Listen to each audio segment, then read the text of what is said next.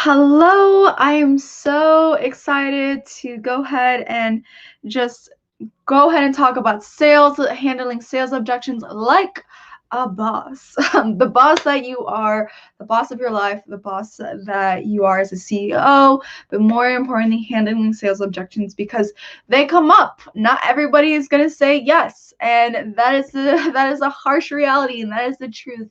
But I actually appreciate when people tell me no because it makes me realize that, when I reflect sometimes and I have these conversations, I'm just like, I'm not sure if they're actually a good fit. So sometimes we're not meant to work with everyone, but when the person that says yes and they're a phenomenal client, they're resourceful, they're amazing, and they do work with us, they do the work, those are the clients that I want to work with. So I'm going to really talk about here, how do you determine if a client is a good fit on your sales call?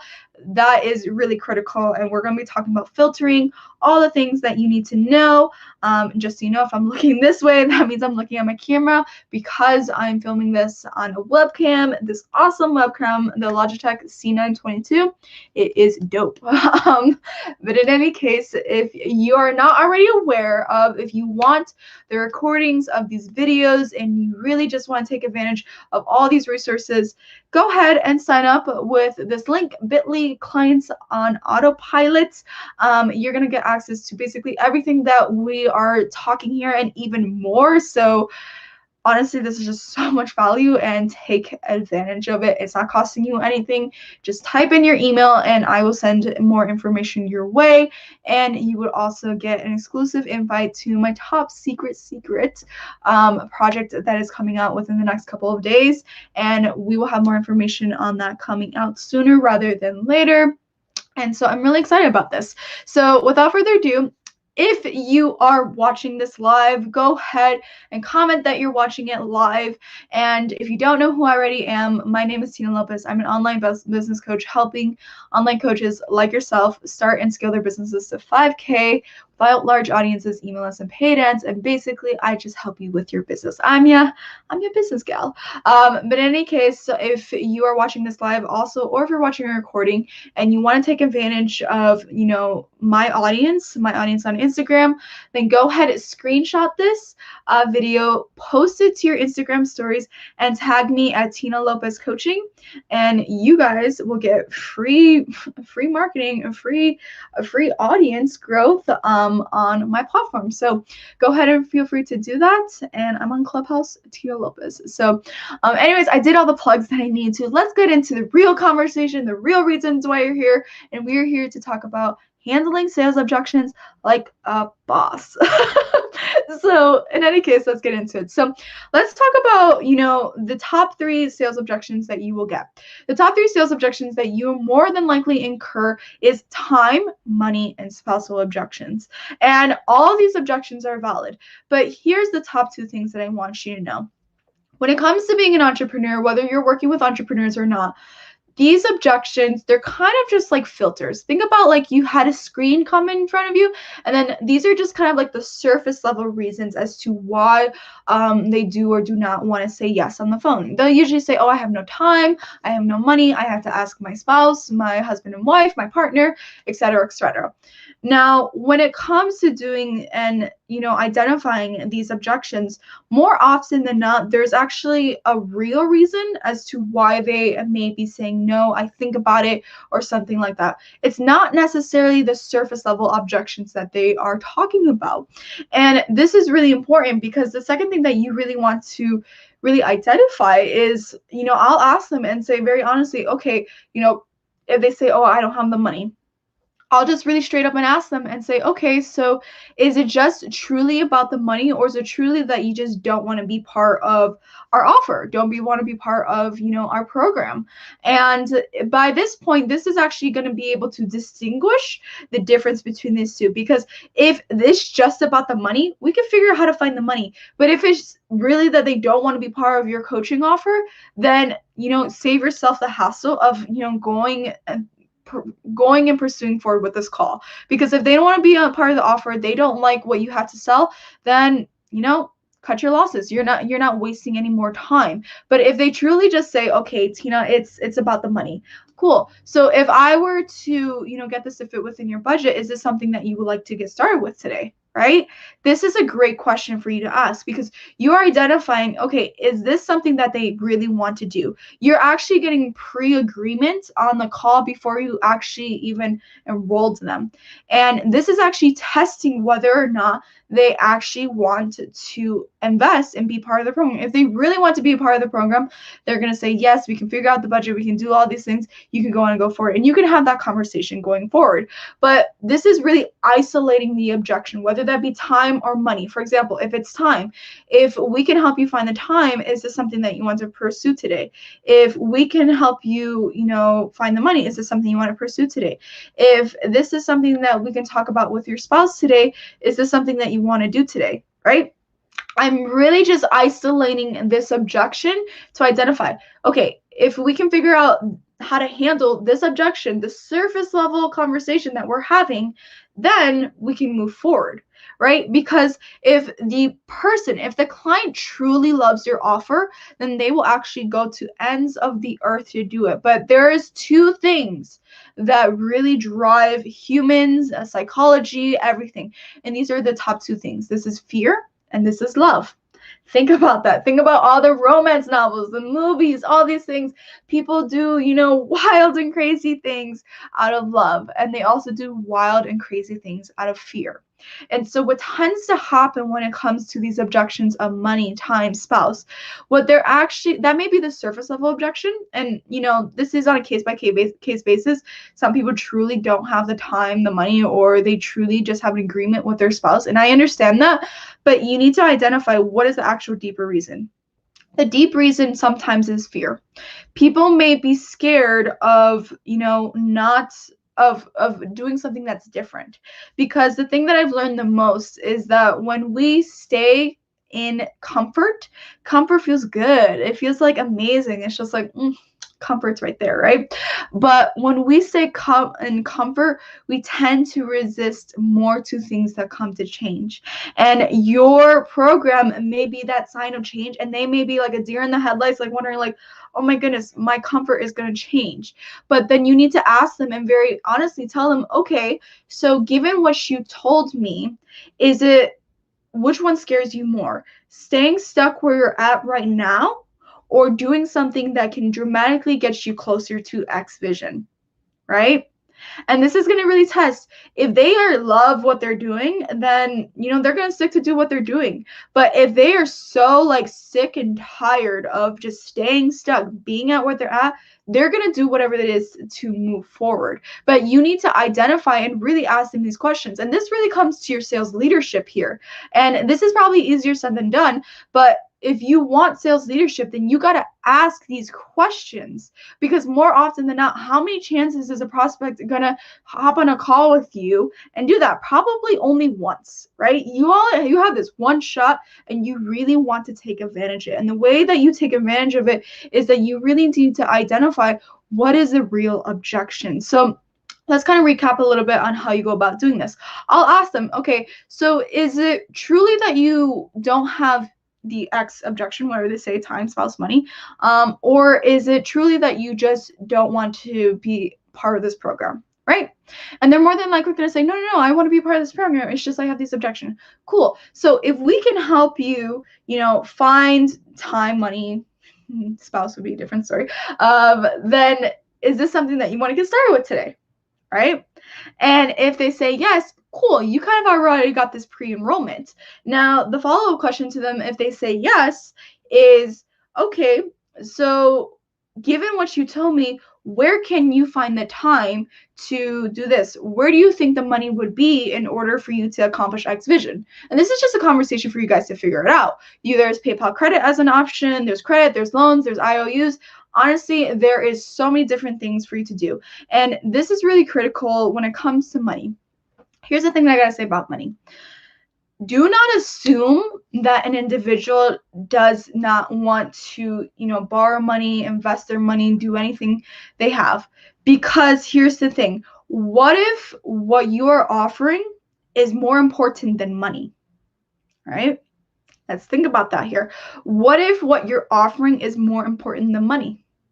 For example, if a person has been stuck for an entire year, and we'll do this from an example from, a relationship standpoint. If I'm a relationship coach, which by the way, I'm not a relationship coach, don't ask me anything about relationships, right? I can give you recommendations on people who are great at this. But if I was a relationship coach and I was having an individual that, just broke up with her ex and is not feeling really great, is at a place where it's just not a good place for the past 6 months to a year, then, and they found you, they found the solution, they found that relationship coach who's going to help them get their booty into shape and really just work on loving themselves, work on self-love. Could you tell me, could you put a price on happiness? Could you put a price on that individual finally having the toolbox to loving themselves? You can't, but there is a price to your expertise. There is a price to the value that you provide, right? So if what they want is higher than the investment, they're going to pay the investment because what they want with you is going to be more valuable than whatever investment they pay. So do not hesitate to be that leader and ask for the investment, because you have an expertise to offer and you have a solution that they want. You've done the market research, you've done the work, you've talked to the clients, you really got to know them. So feel free to ask for the money. There's no problem asking for money, right? Now, here is the third thing that I really like to precursor to individuals that feel as though they're not getting anywhere with a client on the sales call. I only like to do 3 polls, and I like to do 3 polls and filter my leads. For example, if I have an individual that, let's use the example that money is an objection, because that's a pretty common objection, right? Then I would straight up ask them, cool, so once we've isolated the money objection and really ask them, okay, is it just truly about the money, or is it truly that you don't want to be a part of the program? And they say, no, it's just the money. Cool, find the money. Would you like to start today, etc.? Cool. And then when I ask them, okay, so if you could take a guess on where the money is located for you to, provide generational wealth, or to, hit 6 figures and do all those things, whatever the vision that they tell you, then where do you think that money's located? Right? And they may say, loans, I can pull out a loan. Cool. So we have a loan as an option. Where else do you think we can find the money? I don't know, maybe I can ask my parents for some money. Cool. So we have loans, we have your parents. Okay, cool. Just one more last guess. Where do you think the money could be located? Well, I could pull out a credit card. Okay, cool. So now we have what plays from like I have no money to all these resources that we have. She can ask her parents, she can ask for a loan, she can ask for a credit card. She has multiple resources that she can look, and then you would go ahead and talk to her a little bit on what is it that she decides to do, to make the investments. Right now, that is what I do if an individual says, yes, I just need help finding the money.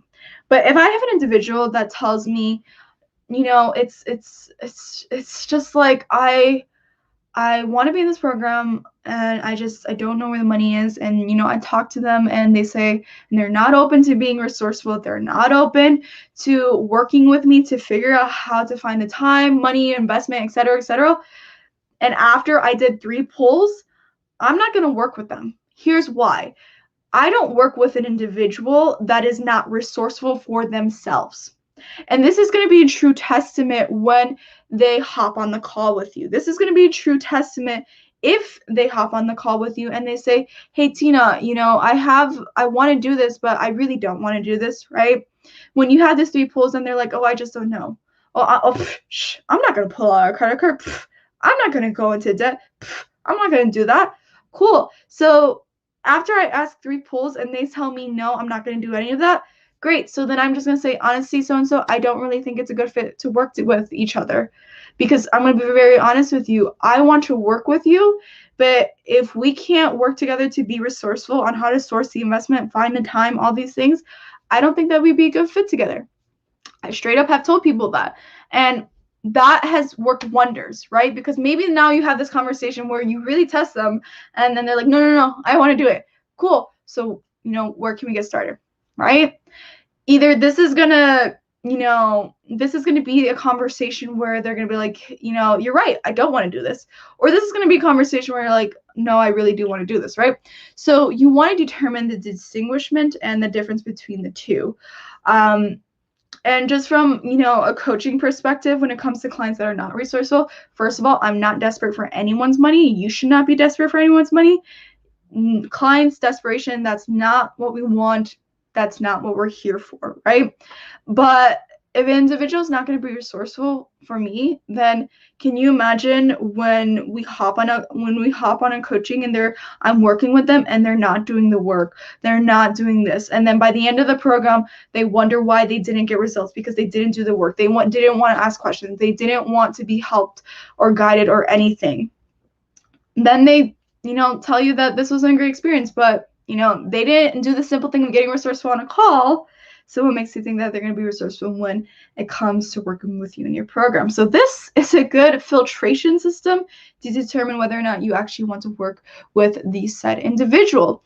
Now, the last thing that I'm going to really just go in and really just from a deep-seated place here is that you attract the buyers that you are. And I don't say this lightly. If you want people to invest $1,000, $500, $1, right, into you and your coaching program, I'm going to straight up ask you and say, have you done the same, right? Because what you give in the world, you get back tenfold, right?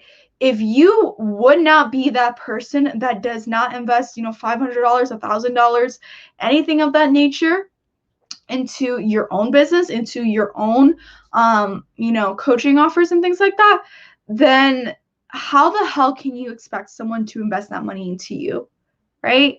So for some reason, somehow, some way, this has always happened to me, but when I make an investment, I, for some reason, some way get that tenfold, right? But when we are in that mindset of scarcity of like, oh, I'm not going to invest $500, I'm not going to do that, then you're also signaling to the universe and saying, okay, so if you're not going to do that, then what makes you think that a person's going to do that for you, right? So this is just some food for thought, especially if you're getting a lot of no's on your calls, and you really don't have a per se reason why. This may be the reason why. You tend to attract the individuals that you are. You tend to attract the buyers that you are. So if you are someone who is always on a bargain looking for a discount, you're going to attract those individuals. If you're someone who pays in full, you're going to attract those individuals that pay in full, right? So it's really dependent on who you are as a buyer. So I would really love to know in the comments below, what type of buyer are you, right?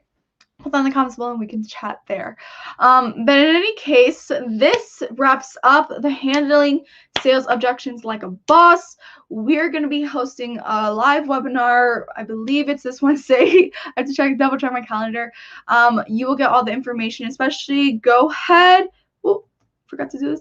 Go ahead and sign up with the link here, bit.ly clients on autopilot, and we will get you set up so that you get exclusive access to my top secret offer that I'm revealing to you guys. It's going to be great. It's going to be wonderful. I'm so excited for it. And I will talk to you then, but go ahead and subscribe.